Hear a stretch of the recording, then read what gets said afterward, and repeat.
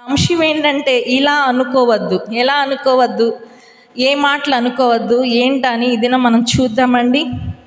యాకోబు రాసిన పత్రిక, యాకోబు గారు రాసిన పత్రిక 1వ అధ్యాయము 26వ వచనాన్ని ఒకసారి మనం చదువుదామండి. యాకోబు గారు కొత్త నిబంధన గ్రంథం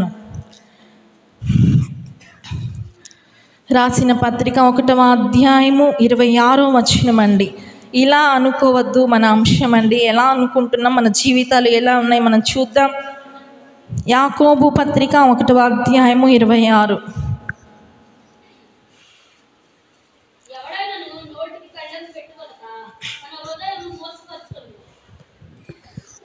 చదవాలి చాలండి. ఇప్పుడు మనం చూస్తూ ఉంటే ఇదిన మనం అంశం ఏంటంటే ఇలా అనుకోవద్దు. ఎలా అనుకుంటున్నారంటే యాకోబు గారు రాస్తున్నాడు అక్కడున్న ప్రజలకి, పైకి భక్తి గలవారము, మేము భక్తి గలవారం అని చెప్పుకుంటున్నారంట, కానీ వాళ్ళు ఏం చేస్తున్నారు, నోటికి కళ్ళెం పెట్టుకోవట్లేదంట. మీరు నోటికి కళ్ళెము పెట్టుకొనక భక్తి గలవారమని చెప్పుకుంటున్నారు, చాలా జాగ్రత్త అని యాకోబు గారు అక్కడున్న ప్రజలకి వ్రాస్తున్నాడండి. అంటే చాలామంది మనం చూస్తూ ఉన్నట్లయితే మనం మందిరానికి వెళ్తున్నాం, బైబిల్ చదువుతున్నాం, ప్రార్థన చేస్తున్నాం, కానీ నోటికి కళ్ళెం పెట్టుకోవట్లేదంట. అని మనం ఏమనుకుంటాం, మేము మందిరానికి వెళ్తున్నాం, మా పక్కన వాళ్ళు మందిరానికి రావట్లేదు, మేము ప్రార్థన చేస్తున్నాం, మేము ఉపవాసం ఉంటున్నాం, పక్కన వాళ్ళు ఉండలేకపోతున్నారు, నేను భక్తి గలవాడిని, భక్తి గలదాన్ని. కానీ మీరు ఇలా అనుకోవద్దు, మీరు భక్తి గలవారని ఎప్పుడూ అనుకోవద్దు. ఎందుకంటే మీ నోటికి కళ్ళెం పెట్టుకోవట్లేదు. నోటికి కళ్ళెం పెట్టుకొనక నీ నోటికి ఇష్టం వచ్చినట్లు ఎప్పుడైతే మాట్లాడతావో నీ భక్తి వ్యర్థమే, నా భక్తి కూడా వ్యర్థమే అని యాకోబు గారు వ్రాస్తున్నాడు. మన నోటికి కళ్ళెం పెట్టుకోవాలంట.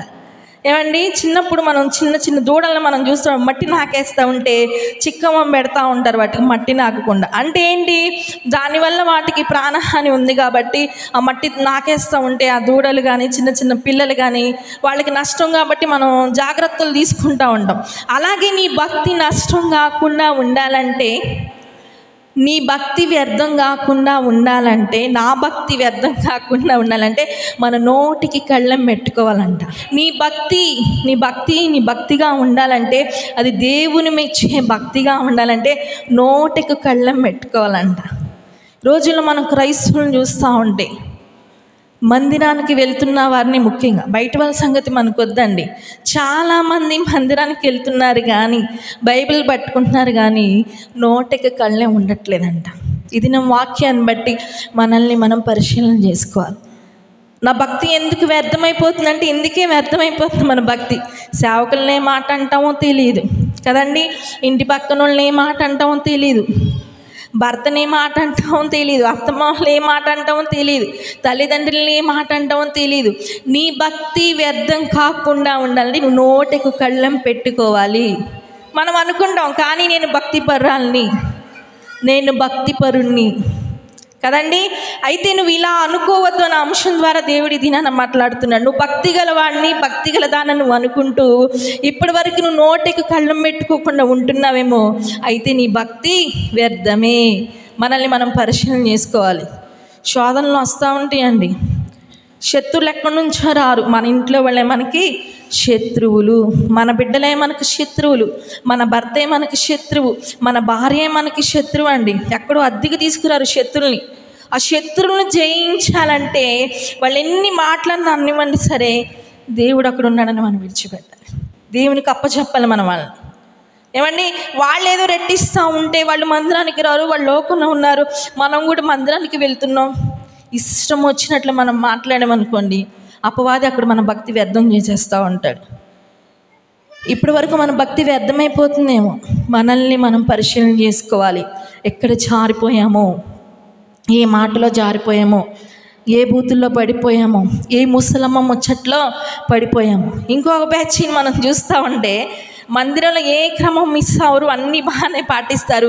ఖాళీ దొరికిందంటే రోడ్లు వెళ్ళయే, ఏమండి, ఖాళీ దొరికిందంటే ఇల్లు వెళ్ళయే, ఈ ఇంటి గురించి ఆ ఇంటికి, ఏమండి, ఆ అమ్మ గురించి ఈ అమ్మకి, వాళ్ళ గురించి వీళ్ళకి కాదు, నీ గురించి నీ బిడ్డల గురించి నువ్వు చూసుకో ముందు.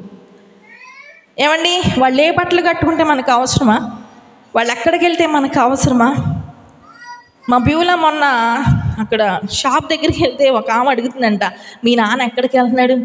వాళ్ళ నాన్న జోలు నీకెందుకు? నీ భర్త ఎక్కడికి వెళ్ళినా నువ్వు చూసుకో, నీ పిల్లలు ఎక్కడికి వెళ్తున్నారో నువ్వు చూసుకో. మా బ్యూలా వచ్చి నాకు చెప్పిందండి. నాకు కోపం వచ్చింది. అప్పుడు కోపం వచ్చిందని అడిగితే బాగోదు కదండి. అంటే నువ్వు ఎక్కడికి వెళ్తున్నావు మా గురించి కాదు, నీ గురించి నువ్వు చూసుకో, నీ బిడ్డల గురించి నువ్వు చూసుకో, నీ భర్త గురించి నువ్వు చూసుకో. అప్పుడు మనం ఎప్పుడైతే మనల్ని మనం పరిశీలన చేసుకొని మన కుటుంబం కోసం మనం భక్తిగా ప్రార్థన చేస్తామో నీ భక్తి వ్యర్థం అవ్వదు. ఆ ఇంటి పక్కనోడు ఎక్కడికి వెళ్తున్నాడా, వీళ్ళు కాలేజీకి వెళ్ళి చదువుతున్నారా లేదా, అసలు వీళ్ళు మందిరానికైనా వెళ్ళేది, అసలు వీడి పనికే వెళ్తున్నాడా, అసలు వీడి బడికే వెళ్తున్నాడు, అవన్నీ నీకు అనవసరం. నీ బిడ్డల గురించి నువ్వు చూసుకో. అప్పుడు నీ భక్తి వ్యర్థం కాకుండా ఉంటుంది. చాలామంది పడిపోతున్నారండి.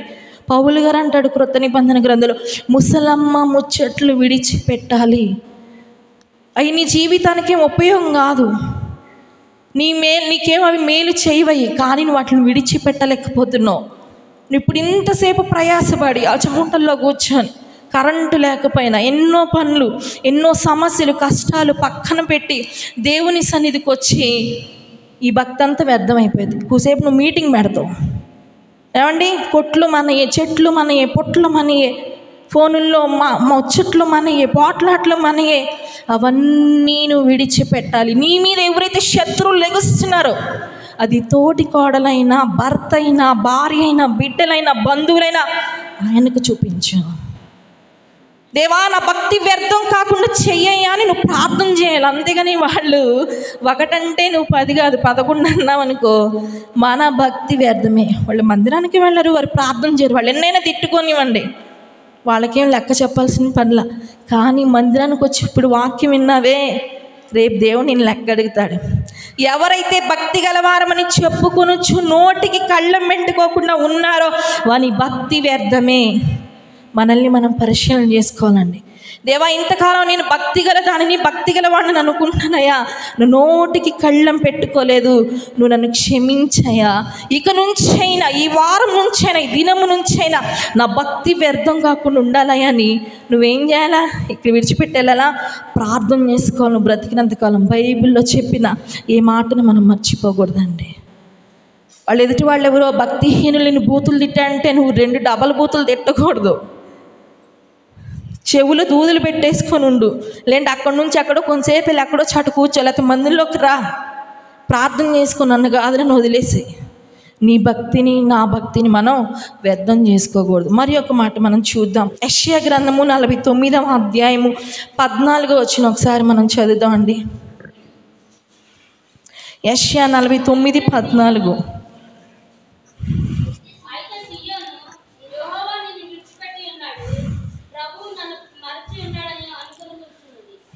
కింద కూడా చదవమ్మా తల్లి.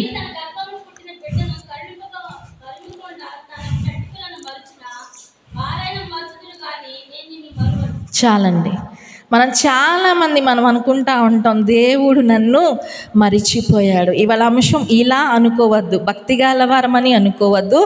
దేవుడు నన్ను మరిచిపోయాడు, దేవుడు నన్ను చూడట్లేదని నువ్వు అనుకోవద్దంట. ప్రత్యక్ష సాక్షిని నేనేనండి. 7 సంవత్సరాలు, సరే 6 సంవత్సరాలు వేసుకోండి, మా బ్యూలా తర్వాత పుట్టిన వాళ్ళందరికీ, బ్యూలాతో పాటు పుట్టిన వాళ్ళందరికీ 2-3 కూడా కనేసిన వాళ్ళు ఉన్నారు. అటు చుట్టాల్లో కానీ, సంఘంలో కానీ, బయటే కానివ్వండి. నేను అనుకున్నాను దేవుడు నన్ను మర్చిపోయాడు. కానీ నేను హాస్పిటల్కి వెళ్ళిన తర్వాత నాకు అనిపించిందండి, దేవుని ప్రేమ అప్పుడు నాకు అర్థమైంది. మన సాత్విక్ అంటే చిన్న పిల్లల్ని వేసుకొని తల్లేనండి, భర్త కూడా రాట్లా. వాళ్ళ అమ్మలే అత్తలు ఎందుకు వస్తారు, భర్త రాడు, అత్త వస్తుందా? ఏమండి, చిన్న పిల్లల్ని వేసుకొని వస్తుంటే వాళ్ళని కంట్రోల్ చేయలేకపోతున్నారు. ఎత్తుకున్న వాళ్ళు స్కానింగ్లకి రమ్మంటున్నారు, బ్లడ్ టెస్ట్లకి రమ్మంటున్నారు, లోపలికి పిల్లల్ని రానివ్వరండి కదండి. నాకు అనిపించింది దేవుని ప్రేమ నాకు అప్పుడు అర్థమైందండి 7 సంవత్సరాల తర్వాత. నేను కూడా అనుకున్నా దేవుడు నన్ను మర్చిపోయాడు. వాళ్ళకంటే నేను ఎక్కువ ప్రార్థన చేయట్లేదా, నేను వాక్యం చెప్పట్లేదా, వాళ్ళే ఇష్టం దేవుడికి, నేను అనుకున్నానండి. తర్వాత దినాలు గడిచే కొద్ది దేవుడు తన ప్రేమ నాకు అర్థం చేశాడు. బ్యూలా పుట్టిన 1 సంవత్సరం మేము చర్చిలో బర్త్డే చేసాం గ్రాండ్గా. తర్వాత రహస్యం చేసుకున్నాం. కరోనా దాదాపుగా 2 సంవత్సరాలు కరోనా. ఆ కరోనాలో ప్రెగ్నెన్సీ వచ్చిన వాళ్ళు చాలా ఇబ్బంది పడ్డారండి. పుట్టిన బిడ్డల్ని బాక్సులో పెట్టడం కానీ, లేదంటే వేరే వాళ్ళకి ఇచ్చేయడం. తల్లికి కరోనా ఉంటే బిడ్డకి కరోనా రావడం మాకు తెలిసిన వాళ్ళే చాలా ఇబ్బందులు పడ్డారండి. దేవుని ప్రేమ ఆ సంవత్సరం కూడా అర్థమైంది. బ్లాక్ ఫంగస్ వచ్చి చనిపోయిన వాళ్ళు. మా బ్యూలా పుట్టిన 1 సంవత్సరం 2 సంవత్సరాలే బాగుంది. కానీ నేను మొన్న హాస్పిటల్కి వెళ్ళిన తర్వాత దేవుడు నిజంగా నన్ను ప్రేమించాడు కాబట్టే నాకు ఇప్పుడు ఇచ్చాడేమో అనిపించి. ఇప్పుడు స్కూల్కి వెళ్తుంది.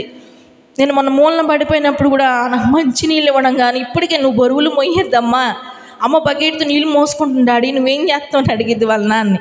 ఇప్పుడేం అవతలేరా అంటాడు వాళ్ళ నాన్న. అంటే చూడండి, చిన్న చిన్న పిల్లలకి ఏం తెలియదు, కానీ అంత గ్యాప్లో ఇచ్చాడు నా దేవుడు నన్ను ప్రేమిస్తున్నాడన్న నా ప్రేమ అప్పుడు అర్థమైందండి నాకు. చాలామంది మీరు కూడా అనుకోండి ఉండొచ్చు నాకులాగా, నన్ను మర్చిపోయాడు దేవుడు. నువ్వు ఏ స్థితిలో ఉన్నా, నువ్వు సంతోషంలో ఉన్నా నువ్వు మర్చిపోవచ్చు, కానీ దేవుడిని విడిచిపెట్టడు. మనుషులందరూ ఏకమైన ఒక్కదానివే ఒక పక్కున్న దేవుడిని విడిచిపెట్టడు. కానీ ఆ పరిస్థితులు ఏమనిపిస్తూ ఉంటుందంటే దేవుడు నన్ను మర్చిపోయాడు. నాకు అనిపించింది కళ్ళ ముందు ఇంతమంది పిల్లలు, చందుకు 3 పిల్లలు, నా పిల్లకంటే చిన్న పిల్లలే. దేవుడికి నేను నచ్చలేదా? నాకు అనిపించింది. కన్నీరు కార్చిన దినం లేదు, బాధపడని నెల లేదు, ఏమండి ఏడవని దినము లేదు. నేను ఒకానొక రోజు దేవుడు నిన్ను జ్ఞాపకం చేసుకుంటాడు. సాక్షిని నేనే. తల్లి మరిచిపోయినా, బిడ్డలు మరిచిపోయినా, స్త్రీ తన కడుపున పుట్టిన బిడ్డను మరిచిద్దా అని దేవుడు అడుగుతుంది. మనం మర్చిపోతామండి మన బిడ్డల్ని. కొడతాం, కోపం వచ్చినప్పుడు కొడతా, నేను కూడా బాగా కొడతా అమ్మాయిని. కానీ నా బిడ్డ నేను మర్చిపోను. స్కూల్కి వెళ్ళినా నా ప్రాణం అంతా అక్కడే ఉంటుంది. పాస్టర్ గారు అంటాడు, ఆయాగా జాయిన్ చేయవు, లేదంటే టీచర్గా వెళ్ళి నీ పిల్లల్ని కళ్ళ ముందే ఉండిద్ది అంటాడు పాస్టర్ గారు. అంటే నా బిడ్డ నేను మర్చిపోను. ఏ స్థితిలో ఉన్నా నేను ఒకటే ప్రార్థన చేస్తాయా, నేను ఆటో ఎక్కించా మరలా క్షేమంగా తీసుకొచ్చే వరకు నా బిడ్డతో నువ్వుండని నేను ప్రార్థన చేస్తానండి. స్త్రీ మర్చిపోదు. అంటే నేను మర్చిపోట్లే నా బిడ్డని, కానీ వాళ్ళైనా మర్చిపోతారంటండి. ఈ రోజుల్లో మనం చూస్తూ ఉంటే అక్రమ సంబంధాల వల్ల ఎక్కువగా టీనేజ్ గర్ల్స్ ఏం చేస్తారు, హై స్కూల్లో బాత్రూంలో పిల్లల్ని అంటున్నారు. ఏమండి, కాలేజీలు తప్పు చేసి ఎంతమంది అక్రమ సంబంధాలతో పిల్లల్ని కానీ చెత్త కుప్పల్లో పడేస్తున్నారండి. మీరు ఎంతమంది చూసారో లేదో నాకైతే తెలియదు. బెంగుళూరు ప్రాంతంలో ఒక సహోదరి తల్లిదండ్రులు ఖర్చు పెట్టి చదివిస్తున్నారంటే వేరే ప్రాంతంలో ఉన్నారు. ఈ అమ్మాయి బెంగళూరు ప్రాంతంలో అద్దెకుండి రహస్యంగా పాపం చేసి బిడ్డని కానీ పైనుంచి కిందకి, మనకి ఇప్పుడు ఆన్లైన్ ప్యాకింగ్ కవర్లు వస్తున్నాయి కదండి, ఆ ప్యాకింగ్ కవర్లో ప్యాక్ చేసి కింద పడేస్తుందంట పైనుంచి కిందకి. మున్సిపాలిటీ వాళ్ళు చెత్త తీయడానికి వస్తారు కదా, దాంట్లో ఏముందా అని చూస్తే అప్పుడే పుట్టిన పసికందంటండి. చూసారా ఎంత పాపమో. అంటే ఆ స్త్రీ కన్నింది, ఆ కన్నా బిడ్డని నిర్దాక్షిణ్యంగా పైనుంచి కిందకు పడేసిన. ఆమెకు లేదు ప్రేమ. అలాంటి తల్లిని కాదు నేను కూర్చోబెట్టాలి పండు, అలాంటి తండ్రిని కాదు నేను అని దేవుడు చెప్తున్నాడండి. స్త్రీ తన బిడ్డని మరిచిద్ది, అసలు మరవదు. మరిచినా కానీ నేను నిన్ను మరవను అంటున్నాడండి దేవుడు. నువ్వే స్థితిలో ఉన్నా, ఏ పరిస్థితిలో ఉన్నా, నువ్వే అనారోగ్యంలో ఉన్న దేవుడు మర్చిపోడండి. ఇప్పటి వరకు నువ్వు మర్చిపోయావేమో, అందుకే దేవుడు నన్ను మర్చిపోయి నువ్వు అనుకుంటున్నావేమో.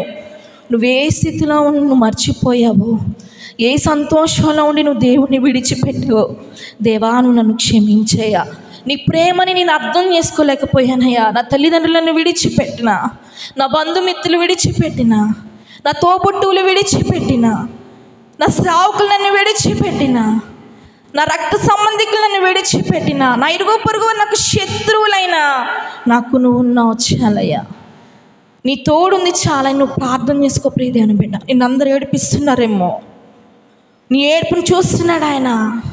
నిన్ను ఏడిపించేవారు ఇంకా నిన్ను ఏడిపించాలి, ఇంకా అది ఏడిస్తే నేను చూడాలి, వాడు వేస్తే నేను చూడాలి, వాడు బాధపడితే నేను చూడాలి అని అనుకుంటున్నారేమో. అనుకోనివ్వండి, వాళ్ళు ఏడ్చే రోజు వచ్చిద్ది. నీ ఏడుపు ఖచ్చితంగా దేవుడు చూస్తున్నాడు. నీ కన్నీటిని దేవుడు తన బుడ్డిలో దాస్తున్నాడు ప్రియదేవుని బిడ్డ. ఆ కన్నీరు ఎక్కడ కార్చాలో తెలుసా? ఆయన సన్నిధిలో మాత్రమే నువ్వు కార్చాలి. మనుషుల దగ్గర ఎప్పుడు నువ్వు కార్చొద్దు, డాక్టర్ల దగ్గర నువ్వు కన్నీరు కార్చొద్దు, పోలీసుల దగ్గర నువ్వు కన్నీరు కార్చొద్దు, పెద్దల దగ్గర నువ్వు కన్నీరు కార్చొద్దు. యేసయ్య దగ్గర నువ్వు కన్నీరు కార్చాలి. ఆయన దగ్గర మాత్రమే నువ్వు కన్నీరు కార్చాలి ప్రియదేవుని బిడ్డ. భర్త దగ్గర నువ్వు కన్నీరు కార్చి ఒకనొక రోజు నువ్వు లోకువైపోతావేమో. భార్య దగ్గర నీ కన్నీరు గారిస్తే నువ్వు చేతగాని వాడిగా చూసిద్దేమో. వద్దు, యేసయ్య దగ్గర నువ్వు కార్చు. ఎవరి దగ్గర నీ కన్నీరు కార్చొద్దు ప్రియ దేవుని బిడ్డ. స్త్రీ తన కడుపున పుట్టిన బిడ్డను మరచునా అని దేవుడు అడుగుతున్నాడు. మరవదు, నిజమైన తల్లి అసలు మరవదండి. వాళ్ళైనా మరిచినా నేను మాత్రం మరువను అని దేవుడు చెప్తున్నాడు. ఇప్పుడు నువ్వు అనుకున్నావేమో, నా దేవుడు నన్ను మర్చిపోయాడండి, దేవుని గుర్తుంటే నాకు ఎందుకు ఇల్లు ఇవ్వడండి, దేవునికి గుర్తుంటే నాకు ఎందుకు మంచి సంబంధం కుదరదండి, దేవునికి గుర్తుంటే నాకు ఎందుకు మంచి ఉద్యోగం ఇవ్వడండి, దేవునికి గుర్తుంటే నాకు ఎందుకు మంచి భవిష్యత్తు ఇవ్వడండి. ఇస్తాడు. ప్రతి ఒక్క దానికి సమయం ఉండిద్దండి. ఈ సమయంలో నీకు గుణపాఠాలు నేర్పిస్తూ ఉంటాడు. నీ బంధువులు ఎలాంటి వారో అర్థమవుతారు. కష్టం వచ్చినప్పుడే తెలిసిద్ది మన బంధువులు ఎవరో. ఏమండి, నీకు నిజమైన సాకులు ఎవరో నీకు అప్పుడే తెలిసిద్ది. నీకు నిజమైన స్నేహితులు ఎవరో నీకు అప్పుడే తెలిసిద్ది. అలాంటి గుణపాఠాలన్నీ నేర్పించుకుంటూ ఒకానొక రోజున నిన్ను ఒక ఉన్నతమైన శిఖరం మీద దేవుడు కూర్చోబెడతాడు. లంచం ఇస్తే ఉద్యోగం వచ్చిద్దండి. ఆ ఉద్యోగంలో మెలుకులు నీకు తెలియదు. ఎందుకంటే నువ్వు చదవకుండా లంచం ఇచ్చి ఇంటర్వ్యూలో పాస్ అవ్వకుండా వచ్చావు కాబట్టి అది ఎలా చేయాలో నీకు తెలియదు. ఎప్పుడొకప్పుడు డిస్మిస్ అయిపోతావు. కానీ కష్టపడి చదివి పైకి వచ్చిన వాడు ఎన్ని కష్టాలు వచ్చినా ఉద్యోగంలో ఎంతమంది ఎన్ని చేసినా నిలబడతాడండి. దేవుడు కూడా అంతే. కానీ మనకు అనిపించింది ఆ పరిస్థితులు, దేవుడు నన్ను మర్చిపోయాడు, దేవుడు నన్ను చూడట్లా, మా ఇంటి పక్కన వాళ్ళని చూస్తున్నాడు, మా గుళ్ళోకి వెళ్ళే వాళ్ళందరిని ఆశీర్వదిస్తున్నాడు. వాళ్ళకంటే నిన్ను ఆశీర్వదిస్తాడు దేవుడు. వాళ్ళకంటే నేను ఇంకా ఎక్కువగా ప్రేమిస్తున్నాడు కాబట్టి నీ ఇంకా ఎక్కువ కష్టాలండి, ఎక్కువ శ్రమలు ఎవరైతే పడుతున్నారో నేను ఒకటి చెప్పగలుగుతాను, ఆ శ్రమ ఎక్కువైతే ఎవరు అనుభవిస్తున్నారు వాళ్ళు దేవుడు ఎక్కువగా ప్రేమిస్తున్నాడు అని అర్థం. నువ్వు తక్కువ శ్రమ పడితే తక్కువే దేవుడు నిన్ను ప్రేమించదు. ఎక్కువ శ్రమలు పడతారు చూడండి, ఎక్కువ కష్టాలు. మా చిన్నప్పుడు కష్టాలు పడిన వాళ్ళు ఈరోజు చాలామంది నెమ్మదిగా ఉన్నారండి. మా చిన్నప్పుడు ఉండడానికి ఇల్లు లేనివారు, తలదాల్చుకోవడానికి నీడ లేనివారు ఇప్పుడు అపార్ట్మెంట్లు కట్టుకున్నవారండి. ఒకానొక రోజు వచ్చేది, మనం కంగారు పడకూడదు. నీ శత్రువులు మిత్రులుగా చేసేవాడు ఆయన. నీ శత్రువులు ఎదుట భోజనము సిద్ధపరిచేవాడు ఆయన, మనుష్యులు కాదండి. నువ్వు ఎక్కడ కన్నీరు కార్చాలంటే ఆయన సన్నిధిలో నువ్వు కన్నీరు కార్చాలి. అయ్యా నువ్వు అన్నావు కదా, స్త్రీ తన బిడ్డను మరిచినా నేను మరవనన్నావు కదా, నువ్వు నన్ను ఎందుకు మర్చిపోయావు? ఈ పరిస్థితుల నుంచి నన్ను వడ్డెక్కించు. ఈ పరిస్థితులను జయించే శక్తి, మనుషులను జయించే శక్తి నువ్వు నాకు ఇవ్వయా అని నువ్వు ప్రార్థన చేసినప్పుడు దేవుడు నీకు ఇస్తాడు ప్రియ దేవుని బిడ్డ. మరి ఒక మాట మనం చూద్దాం. ద్వితీయోపదేశ కాండము 9వ అధ్యాయము 7వ వచనం, 4వ వచనం ఒకసారి మనం చదువుతామండి. ద్వితీయోపదేశ కాండము 9:4.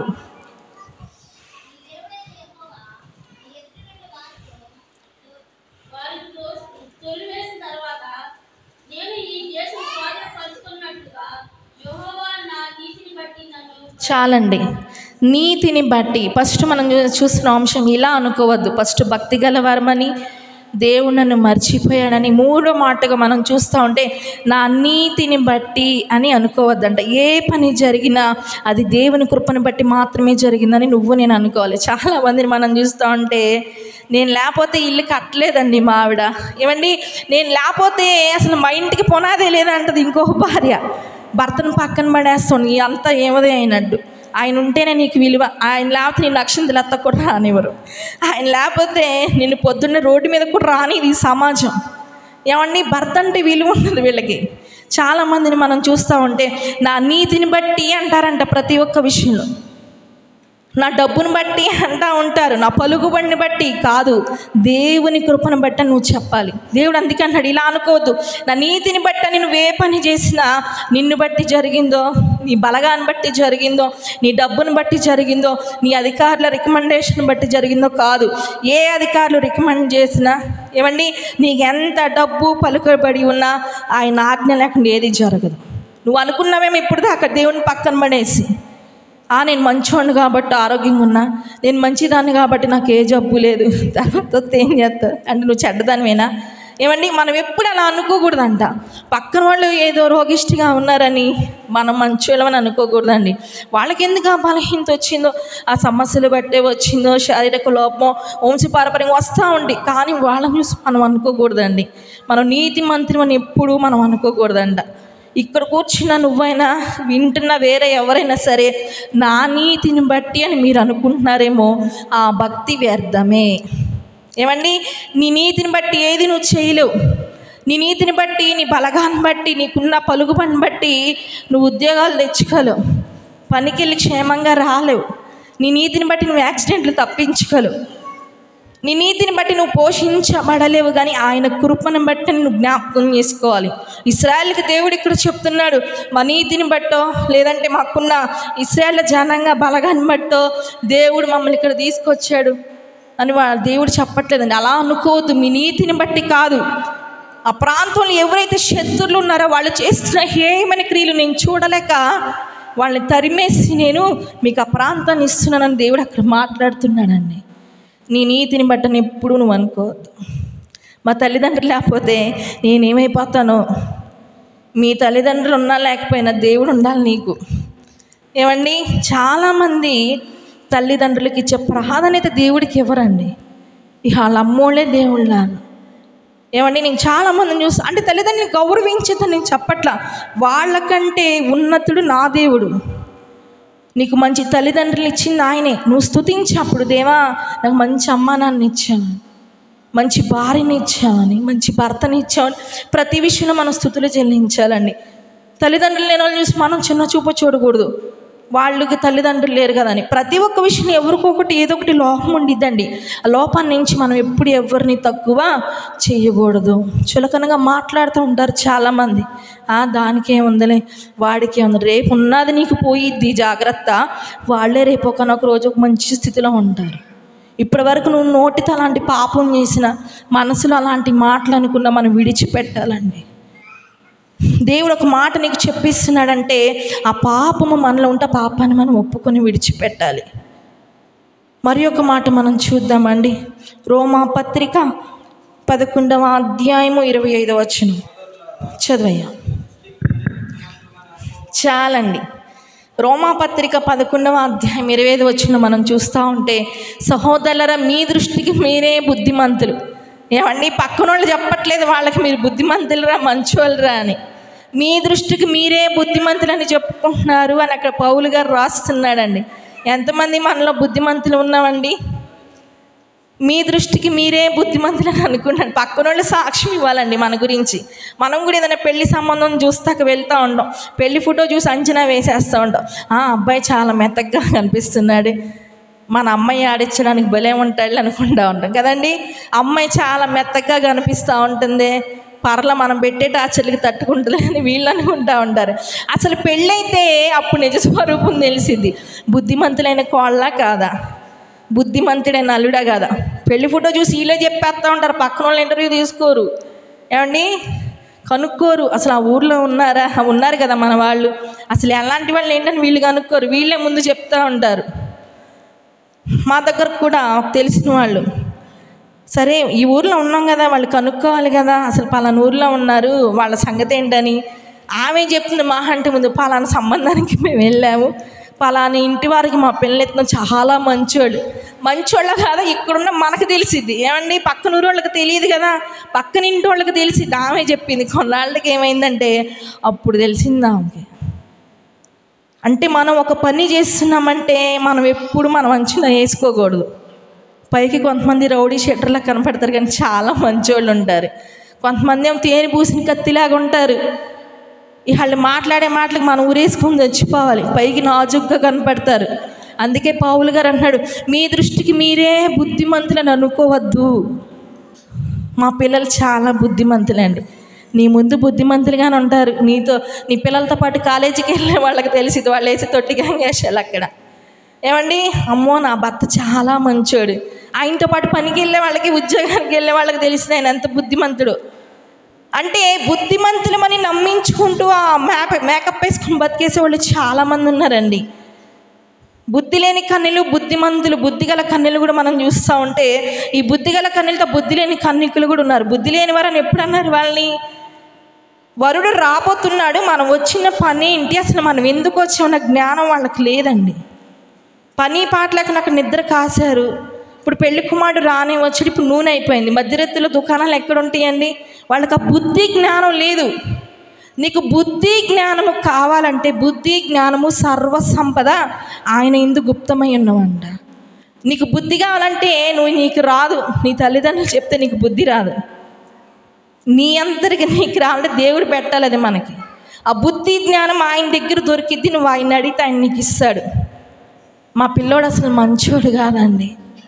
నీ పిల్లోడి గురించి నువ్వు అడగాలి. నా బిడ్డకు మంచి బుద్ధి ఇవ్వయా, తెలివేదో, మంచి ఏదో చెడేదో తెలుసుకునే జ్ఞానం నా బిడ్డకు నువ్వు దయచేయని నువ్వు ప్రార్థన చేస్తూ ఉంటే ఆయన ఎలాగో చేసుకోడు. బుద్ధి లేని వారు ప్రార్థన చేయనీదు సాతాను. వాళ్ళు బుద్ధి కలిగిన జీవితం జీవించాలంటే దేవుడిని నువ్వు అడగాలి. కానీ వీళ్ళు దేవుని అడగకుండా వాళ్ళే మేము బుద్ధిమంతులం కదా అని అనేసుకుంటూ ఉంటున్నారంట. కానీ అలా మీరు అనుకోవద్దు. బుద్ధి జ్ఞానం ఆయన దయచేయాలి మనకి. చాలామంది అనుకుంటా ఉంటాం మేము మంచివాళ్ళం, మేము నీతిమంతులం, మేము బుద్ధిమంతులం. కాదండి, మా పిల్లలు బుద్ధిమంతులు. వాళ్ళు అసలు బుద్ధిమంతులు అవుతారో అవరో మనకు తెలియదు. కానీ ప్రతి ఒక్క విషయంలో మనం ప్రార్థన చేయాలండి. నా బిడ్డలు మంచిగా చదువుకునే బుద్ధి జ్ఞానాన్ని దయచేయ. తల్లిదండ్రుల మాట విని బుద్ధిని దయచేయ. ఈ రోజుల్లో పిల్లలు ప్రశ్నలు అయిపోతున్నారండి. కారణం తల్లిదండ్రుల ప్రార్థన ఉండట్లా బిడ్డలకి. తల్లిగా తండ్రిగా నువ్వు మోకరించి వారి కోసం నువ్వు ప్రార్థన చేయాలి. నువ్వెన్ని చెప్పినా వాళ్ళు మారరు, మేమెన్ని చెప్పినా వాళ్ళు మారరు. చెవిటోడు ముందు శంఖ ఊదినట్టు వింటారు, వదిలేస్తారు. వాళ్ళకి మంచి బుద్ధి జ్ఞానము రావాలంటే దేవుడు దయచేయాలి. దేవుడు మారిస్తేనే మారుతాడండి. సౌలు మనం చూసినట్లయితే గర్భిణీ స్త్రీలు కూడా దేవుణ్ణి స్తుతిస్తున్నారని ఆ కడుపులో ఉన్న బిడ్డలను కూడా లాగేశాడు సౌలు. ఒకానొక రోజున దేవుడు పిలుస్తున్నాడు, సౌలా సౌలా నీవేళ నన్ను హింసించుచున్నావు. నువ్వెవడు ప్రభు అంటే, నువ్వు హింసించుచున్న క్రీస్తును నేనే. ఒక్క మాటతో దేవుడికి సరెండర్ అయిపోయాడండి. దేవుడే మనకులాగా వారాలు వారాలు వాక్యం బోధించిన సౌలుకి ఒకే ఒక్క మాట చేత సౌలు పౌలుగా మారాడు. 14 సంఘాలు, 14 పత్రికలు. మనలాంటి వారికి ఎంతోమందికి, భార్యాభర్తలకి, బిడ్డలకి, తల్లిదండ్రులకి, సంఘాలకు కావలసిన ప్రతి ఒక్క మాటను దేవుడు ఆయన దగ్గర రాయించాడండి. నీ బిడ్డలు మారాలంటే, వారి బుద్ధిమంతులు కావాలంటే ప్రార్థన నువ్వు చేయాలి.